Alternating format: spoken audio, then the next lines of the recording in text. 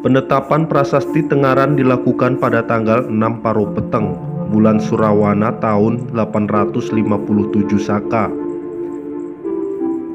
Prasasti ini ditemukan dan dicatat oleh J.L. Brandes, berkebangsaan Belanda, yang catatannya sekarang dimiliki arkeolog nasional Ibu Titi Surtinastiti. Pada waktu dicatat oleh Brandes, kondisi prasasti bagian bawah sudah aus dan tidak bisa terbaca, tinggal bagian atas.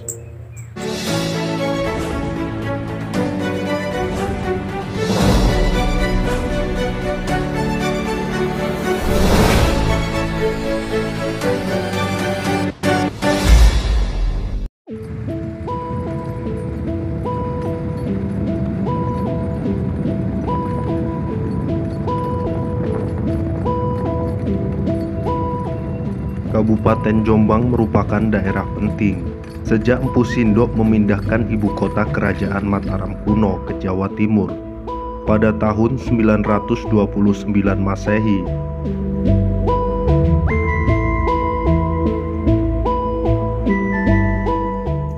Setelah pindah ke Jawa Timur, kerajaan Mataram kuno lebih dikenal dengan nama Kerajaan Medang.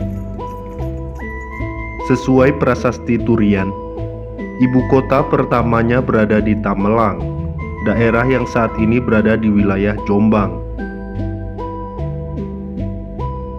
Selain itu disebutkan pada prasasti Anjuk Ladang dan prasasti Parada yang menyebutkan ibu kota kerajaan Medang berada di Watugaluh yang juga berada di wilayah Kabupaten Jombang. Salah satu peninggalan Pusindok yang berada di Jombang adalah prasasti Tengaran yang berada di Desa Tengaran, Kecamatan Peterongan, Kabupaten Jombang. Lokasi prasasti ini diapit hamparan sawah dan jalan yang masih berbentuk galengan.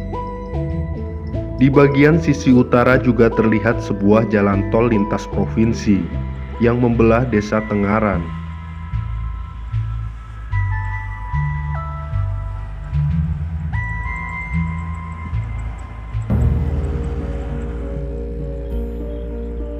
Prasasti Tengaran dibuat dari bahan batu andesit dengan tinggi 124 cm dan lebar 78 cm.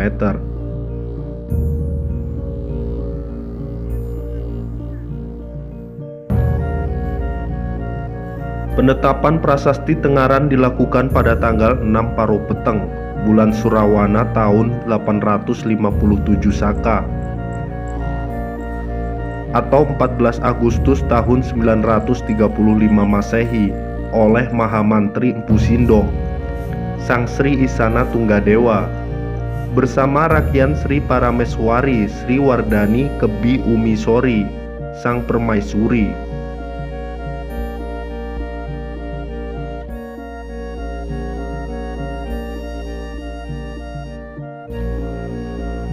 Prasasti Tengaran dibuat sebagai bentuk terima kasih Raja Empu Sindok pada warga setempat karena telah berjasa pada negara.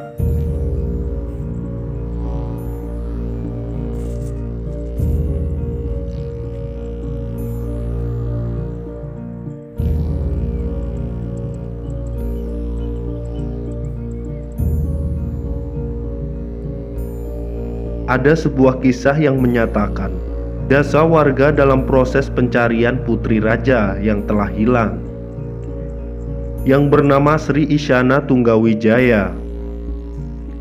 Diduga hilangnya sang putri berada di Gunung Pucangan. Saat hendak menyeberangi Sungai Berantas, Empu Sindok tak bisa menyeberanginya, dikarenakan saat itu air Sungai Berantas meluap hingga banjir. Sementara masyarakat Desa Tengaran berinisiatif membuat kapal agar sang raja bisa menyeberangi Sungai Berantas hingga sampai menuju Gunung Pucangan. Karena jasa masyarakat tersebut, Raja Empu Sindok membebaskan pajak bagi masyarakat Desa Tengaran. Dulunya desa Tengaran bernama Desa Geweng. Adanya sebuah prasasti yang dibuat oleh Mpu Sindo inilah yang menjadikan masyarakat menyebutnya sebagai Tengeran, yang berarti sebuah tanda, yang akhirnya menjadi nama desa Tengaran hingga sekarang.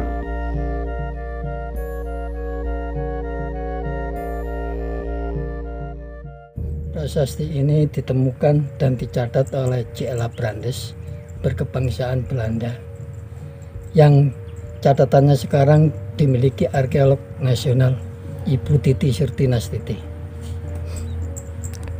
Pada waktu dicatat oleh Brandes, kondisi prasasti bagian bawah sudah aus dan tidak bisa terbaca, tinggal bagian atas.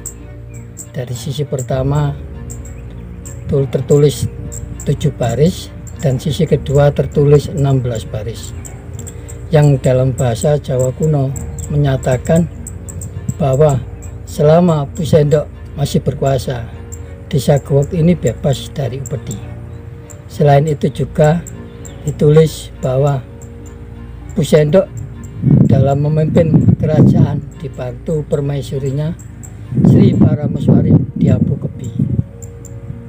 Dan prasasti ini dikeluarkan oleh Mpu Sendok tanggal 6 Paru Peteng bulan Serawana tahun 857 Saka atau 14 Agustus 935 Masehi, tentang pembebasan pajak atau selama Mpu Sendok berkuasa, masyarakat Gewog, desa Gewog ini dibebaskan dari pajak atau upeti.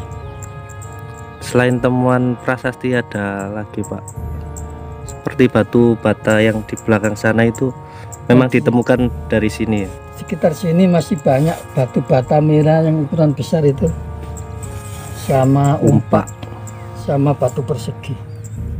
Batu persegi itu fungsinya apa Pak ya? Untuk batas tanah yang disucikan biasanya. Oh, seperti itu. Dan masyarakat Tengaran kalau menyebut batu ini namanya watu gurit. Batu gurit, batu yang digarit-garit. Oh, seperti itu. Nah, dulu pada waktu dulu masyarakat banyak yang belum bisa membaca, sehingga mereka menyebutnya batu tetenger, tugu tetenger. Ini dilakukan pengangkatan itu tahun berapa? Setahun yang lalu. Oh, setahun. Dulu terpendam separuh. Separuh itu ya.